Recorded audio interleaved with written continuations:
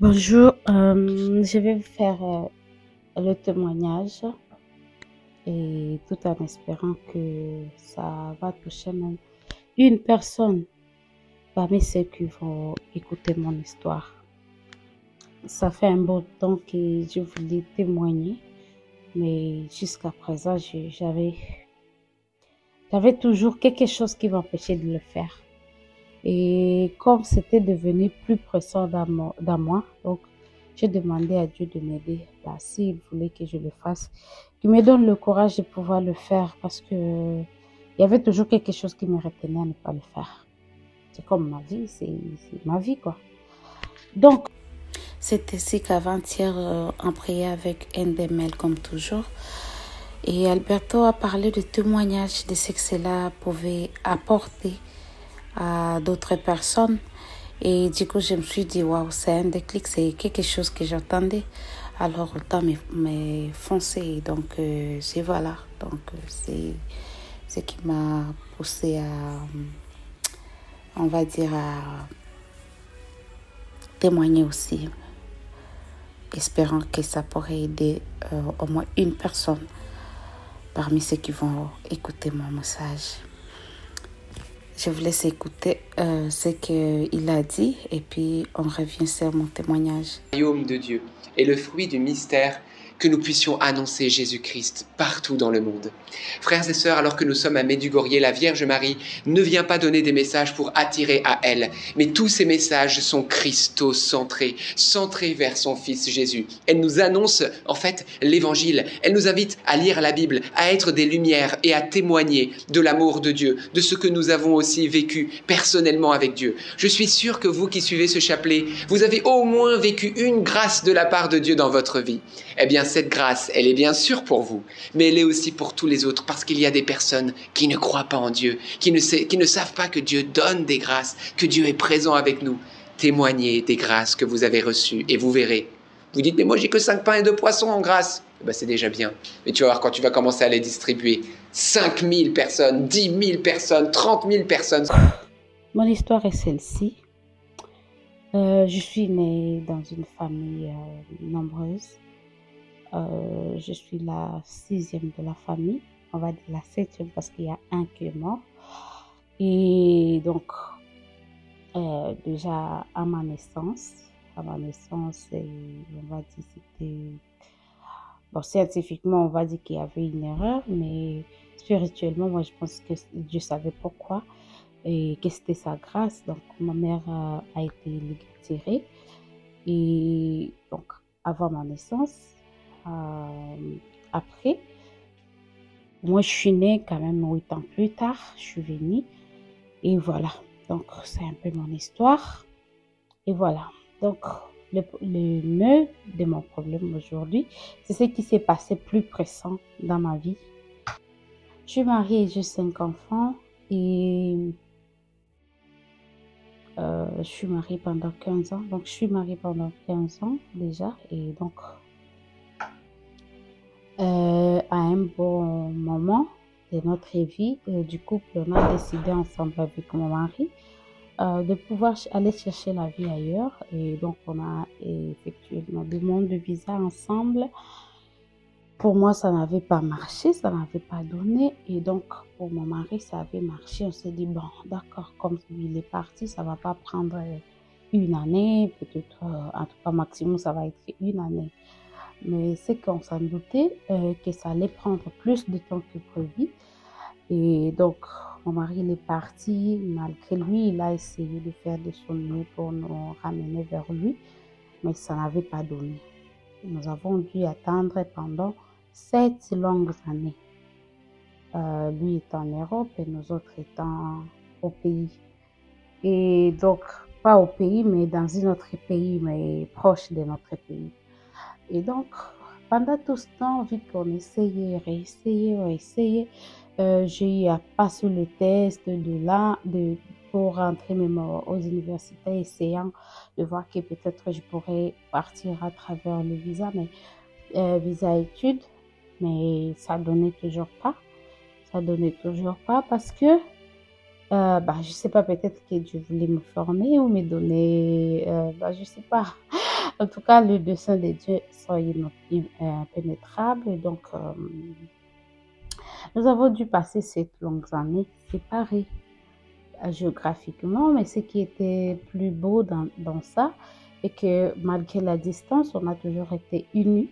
Dieu nous a donné au moins cette faveur-là. On a toujours été unis avec le papa. Et donc, lui, prenait toujours soin de sa famille, de moi et tout. Voilà. À un certain moment, donc, il a trouvé comment nous ramener, alors, on va dire, euh, d'autres moyens de nous ramener vers lui. Humainement, on pouvait se dire qu'avec ces documents, personne ne pouvait freiner, le visa, quoi. Mais c'est à quoi on ne s'attendait pas et qui était que quand Dieu ne veut pas encore une chose, même si toi tu le fais et tu penses que c'est ça, c'est pas ça en fait. Je suis arrivée à me à me poser des questions, à me remettre en question parce que tu vois, comme on dit toujours, peut-être c'est toi qui portes la poise, peut-être qu'il y a ça, peut-être qu'il y a ci. Donc, il y avait toujours des choses qui me remettaient en question au point que moi-même, je me suis remise en question. Je me suis dit, bon Seigneur, si alors c'est moi le problème, malgré ma prière, malgré tout ça là, et ça marchait pas, alors autant amener mes enfants, comme ça au moins eux, ils vont avoir peut-être une meilleure vie. Mais le mieux pour nous, pour nous, c'était de vivre en famille. Je me suis dit, Seigneur, si tu penses que mes enfants peuvent être mieux que moi, peuvent être mieux qu'à ma présence, alors fais ça. Et que je ne sois pas le blocage pour ma famille. Et donc, je suis partie. C'était là pour demander le visa. Je dépose, tout est bien, ok. En tout cas, moi, dans ma part, et pas seulement moi, mais toute la famille, on s'est dit, bon, on attend que le bon moment qu'on s'appelle, qu'on dise, bon, ça va, tu as eu le visa, tu peux rejoindre ton mari et tout. Mais ce n'était pas le cas. C'est arrivé que,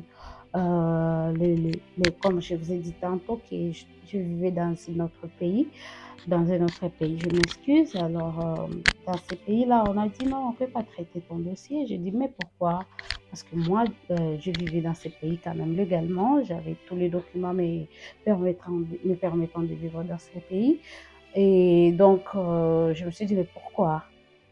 Et malgré mon insistance, d'après à peu près 3 semaines, ils ont dit non, on est désolé, on te remet tous tes dossiers. Cela avait déjà pris, on va dire, 3 semaines. Et il y avait 1 mois de traitement, donc ça va faire presque 2 mois. Et le document en question, il faut savoir que ça restait qu'avec quelques mois de plus avant son expiration. Et donc, qu'est-ce qu'on a eu à faire? Ils m'ont dit non, c'est mieux d'aller dans ton pays et tout.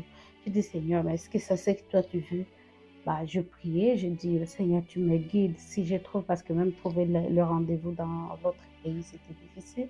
Si je trouve le rendez-vous, alors c'est toi qui me guides là-bas. Et donc, dans le démarche, j'ai pu trouver le rendez-vous. J'ai pris le vol, organisé le voyage rapidement. Et donc, on a eu à se déplacer dans notre ville capitale, on va dire, où je pouvais faire ma demande de visa. Mais qu'est-ce qui s'est passé? On arrive là-bas et aussi ils disent non, c'est pas à nous. C'est d'où vous venez qu'ils ils ont la possibilité de le faire parce que le document en question est affecté à eux. Donc là, nous, on ne peut rien faire. Soit c'est demander de là où on vous a donné les documents, de modifier.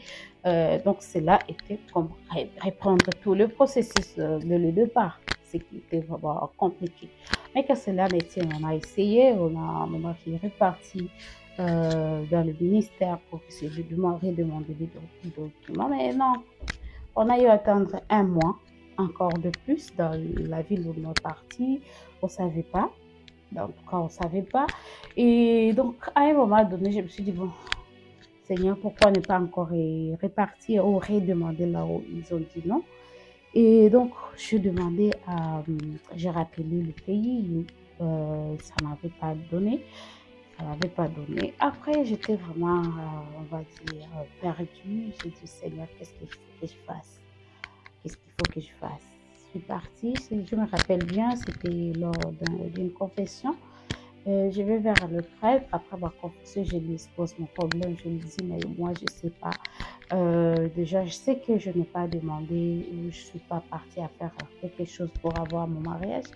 Et avant d'attendre les processus de vouloir chercher la vie ailleurs, et on a eu à prier. Donc, si ce n'était pas sa volonté, je ne vois pas qu'elle s'est restée.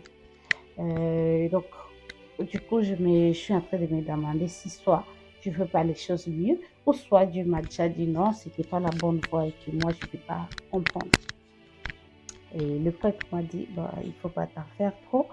Je te recommande de faire une neuvaine. Je me rappelle bien, j'étais dans la neuvaine de Sénégal. Et je lui ai dit, mais je suis en pleine neuvaine déjà. Il m'a dit, non, non, non, non, non, c'est mieux. Refais. Bon, tu finis ce que tu as, mais tu refais aussi celui des maris qui lui fait l'aimer parce que je sais que son intercession est vraiment pressante. Elle intervient quand tu pries sincèrement et avec un cœur ouvert envers son fils. Donc, c'est comme ça que j'ai eu à prier. J'ai commencé ma neuvaine avec jeûne de demi-journée parce que je ne pouvais pas faire toute une journée. Mais au bout de 7 jours, je vous dis, un miracle s'est produit. J'ai eu comme une sensation de rappeler l'ambassade en question qui disait non. Et je l'ai appelé, j'ai dit Seigneur, je rappelle, mais je sais qu'ils m'ont déjà dit plusieurs fois non. Mais comme toi tu insistes, parce qu'on le ressent, comme tu insistes, je veux le faire. Donc je tombe sur la personne pour la première fois. Il me dit non, non, non, non, tu as déjà donné la réponse. Donc là, on ne peut rien faire. Donc, tu n'as qu'à trouver la réponse. J'ai dit Seigneur, quand il raccroche, je lui dis, toi-même tu m'as dit, j'ai senti que c'est toi qui m'as envoyé à faire cet appel. Pourquoi ça? Je sens encore que je dois rappeler. Je rappelle malgré que j'ai eu le refus pour la première fois. Je rappelle. Et qu'est-ce qui se passe? Je trouve, je ne sais pas si c'était l'ambassadeur ou quoi, mais bon, en tout cas, c'était quelqu'un à qui je n'avais pas parlé pour la première fois. Il m'a dit, bon, je lui explique, je lui dis, et tout, et tout, et puis, ah, d'accord, tu as le document qui prouve que tu résides dans le pays étranger. Je dis, bah, si, j'ai envoyé, j'ai même fait le mail, et tout, j'ai envoyé même au premier dossier. Ils ont dit, ah, d'accord, alors tu nous renvoies encore le dossier, on va aller répéter. C'était comme un baf. Je dis, Seigneur, tes desseins parfois ils sont impénétrables. Là, je dis chercher maintenant. Je me suis dit, bon, d'accord, peut-être que je n'ai pas bien compris. Peut-être que je n'ai pas bien compris, mais bon, c'est pas grave. Je prends le dossier. J'étais dans le pays, donc mon pays, et en appelant, j'ai utilisé mon numéro, mon ancien numéro donc, du pays où j'étais avant, où je résidais. Et là, il fallait que j'envoie quand même une sorte de, comment on dit ça, déclaration qui prouve que j'envoie quelqu'un me remplacer ou prendre ma place et me représenter sur tout le plan, quoi. Et voilà. Donc, je fais ces documents-là, je l'ai élaboré, je l'ai envoyé, je l'ai signé puis envoyé avec les documents. Parce que les documents étaient arrivés, c'est que premier miracle, on va dire. Normalement, tu ne peux pas déposer un dossier, je ne sais pas si c'est pour tout le pays, mais en tout cas, c'est ce que nous avons dans notre pays, même celui du voisin dans laquelle j'étais. Tu ne pouvais pas déposer un dossier de visa sans les personnes physiques, quoi. Mais ces jours-là, la personne à qui j'avais envoyé le document, est arrivé là-bas, on l'a reçu, on a pris tous les documents et on ne l'avait pas demandé. Même les documents que j'avais envoyés pour la reconnaissance, tu vois, c'était comme, je ne sais pas, c'était comme un miracle. J'ai dit, Seigneur, non, laisse-moi continuer à te rendre grâce. Donc, j'ai continué à te rendre grâce. Les documents, lorsque c'était arrivé, c'était une semaine et demie plus tard, soit 10 jours. Ils m'ont écrit, on a reçu le document, mais laisse-nous le temps de pouvoir travailler et vérifier tous les documents envoyés. Donc, ils ont eu à travailler pendant un mois. Je n'ai pas eu de suite. Et moi, qu'est-ce que je faisais? Je restais calme, je restais là.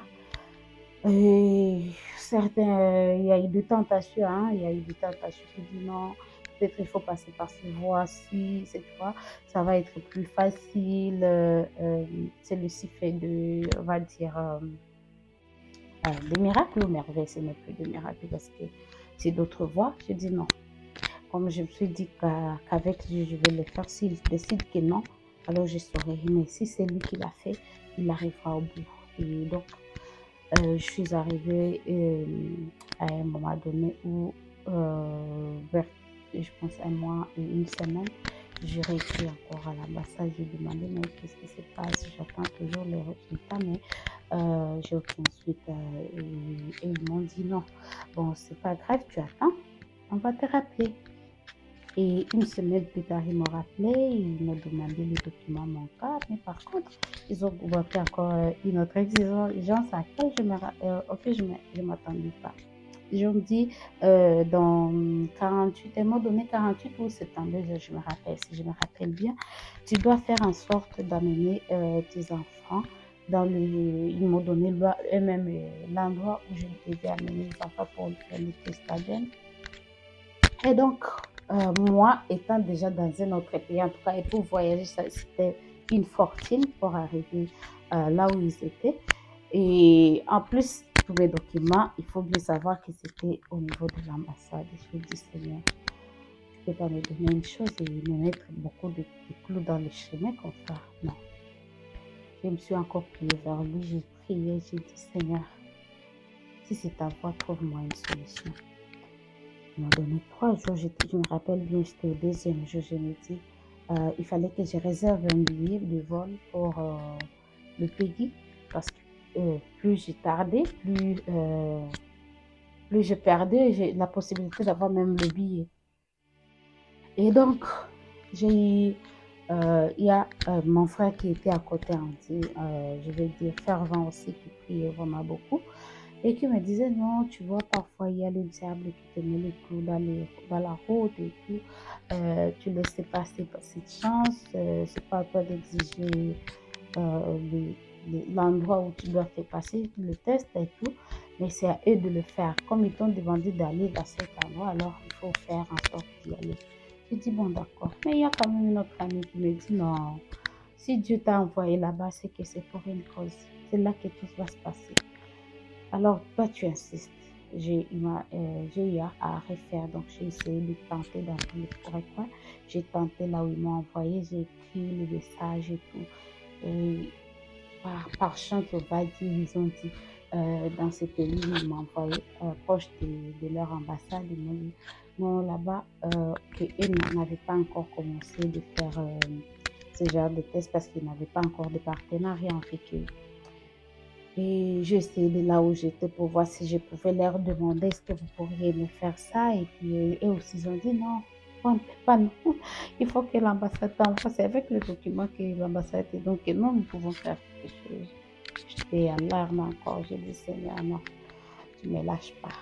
Et là, je vois déjà mon document me permettra de voyager vers sa fin. Et je dis Seigneur, à mon mari, si tu as des faits pour le nez qui est dans ma vie, jusqu'à présent, c'est pas maintenant que tu vas m'arrêter.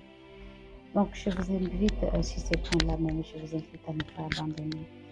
Même lorsque les choses semblent irréelles, semblent perdues, en tout cas, ne lâche pas la main de Dieu, parce qu'il est merveilleux. Quand il veut agir, il agit. Et après, j'ai appelé, donc j'ai appelé pour leur dire que j'ai essayé de tenter là où ils m'ont envoyé et pour savoir si leur dire que non, c'était impossible. Et j'ai même dit, vous voyez, je suis loin et je n'aurai pas la possibilité de pouvoir voyager sans document avec les enfants. Et la personne au bout du téléphone, il m'a répondu, la personne m'a répondu, non, alors si c'était le cas, on t'envoie les documents, le passeport et quand une fois au pays où nous sommes, à l'ambassade, tu me remets les passeports. Je dis, Seigneur, mais c'est quoi encore ça? Me remettre encore les documents, non. Donc, malgré le refus, j'ai senti encore cette fois après la prière, parce que je dois au moins prier encore, j'ai senti encore cette voix qui m'insistait de rappeler chose que je fais. Et encore une fois, je tombe sur une autre personne qui me dit, je l'explique et puis il me dit, d'accord, tu peux envoyer. Je dis, Seigneur, je n'ai pas bien compris. J'appelle ma soeur, je dis, on me dit ceci, mais je ne suis pas certaine que j'ai bien compris. Et elle me conseille, bon, écris alors comme ça, tu sauras, ils vont te répondre par écrit. Donc j'écris le message, je dis, euh, j'ai reçu l'appel et tout, on va lui parler. Et vous m'avez répondu, mais je ne suis pas sûre d'avoir bien compris. Si c'est possible, écrivez-moi le message. Il m'écrit le message, madame. Tu n'as pas besoin de de te déplacer. Les enfants peuvent faire les tests là aussi. Je dis, waouh! Waouh! Le Seigneur, je ne sais pas comment, mais en tout cas, j'étais en sursaut. J'ai beaucoup sauté. J'ai commencé déjà les démarches pour aller là où ils m'ont refusé de faire les dossiers. Et j'ai dit, cette fois-ci, je viens avec les documents de l'ambassade. Ils m'ont dit, c'est vrai. J'ai dit, oui. Pour trouver le rendez-vous aussi, ça m'a compliqué. Ça m'a pris presque un mois encore. Les documents étaient vers ça fait là. Mais je n'avais pas perdu l'espoir. Hein. Et là, on effectue des tests. Après, je trouve le rendez-vous, les enfants passent ces tests-là. Et tout, bon, moi, je savais que c'est bon, ça va être bien parce que quand même, ce sont les enfants, c'est de leur papa. Et donc, je n'avais rien à craindre là-dessus. Et j'attends encore, on va dire, un mois ou je ne sais pas, et plus. Et je reçois un appel qui me dit, madame, tu l'as fait, tu as été visa. Donc, il suffit juste de préparer ton bagage, commence à te préparer. Et à un moment donné, on va t'appeler pour te dire de venir récupérer le passeport. C'était waouh, waouh. Et voilà, c'était un peu ça mon histoire. Donc, j'ai eu à pleurer. Mais l'unique chose que j'ai pu trouver dans mon expérience était que quand je me confiais à Dieu, lorsque je lui remettais, et l'intercession de Maman Marie, la mère de Jésus aussi, parce que c'était avec moi, même si le temps d'attente, parce que les un mois, je le dis là maintenant, mais les un mois là, c'était comme le siècle à attendre, non? Et là, je répondais avec la prière quotidienne. Je ne voyais pas le temps passer. Et les soutiens inconditionnels que Dieu a donné aussi à mon mari et à mes proches de pouvoir me soutenir, c'était vraiment quelque chose, tout le monde devra vivre ça. Parce que moi, si je le dis, c'est quelque chose que je ne peux pas savoir exprimer avec les mots, mais c'était quelque chose qui me remontait la morale et qui me faisait vivre pleinement malgré les obstacles, les choses qui ont pu survenir dans ma vie. Et voilà, c'était le fait que j'avais à vous donner comme témoignage. Si ceci peut vous aider, même aider une seule personne, ça me rendrait peut-être plus heureuse. Voilà, c'est même le prêtre qui m'a conseillé. Et maman Marie, je ne sais pas si il peut un jour j'aurai la grâce de lui tombe sur cette vidéo. Je voudrais lui dire aussi merci de m'avoir donné on va dire une voie où je ne pouvais pas trébucher ou tomber. C'était la paix et les soutiens vraiment moral solides. Voilà. Et en gros, je me rappelle d'avoir... ah non, c'est pas important, mais bon. Merci beaucoup en tout cas. Pour ce qui je vous dis la suite. Et je vous recommande de toujours prier même un Je vous salue Marie dans votre vie si vous ne l'avez jamais fait. Même un. C'est comme une fleur que tu donnes à maman. Et elle ne le demande pas pour lui, elle le demande plus pour son fils. Pour son fils, et la méditation. Le chapelet, parfois les gens disent que c'est comme une répétition, mais en vrai dire, ce n'est pas ça, parce que c'est une méditation. Si tu te mets à suivre les mots, les paroles qui se trouvent dans chaque dizaine, dans chaque parole que tu pries, tu comprendras vraiment le sens de la prière. Et surtout, prendre le chapelet comme un moment de méditation à chaque dizaine ou à chaque grain euh, de je vous salue Marie. Savoir lui dire ce que tu veux. Je vous assure qu'elle intercédera pour vous.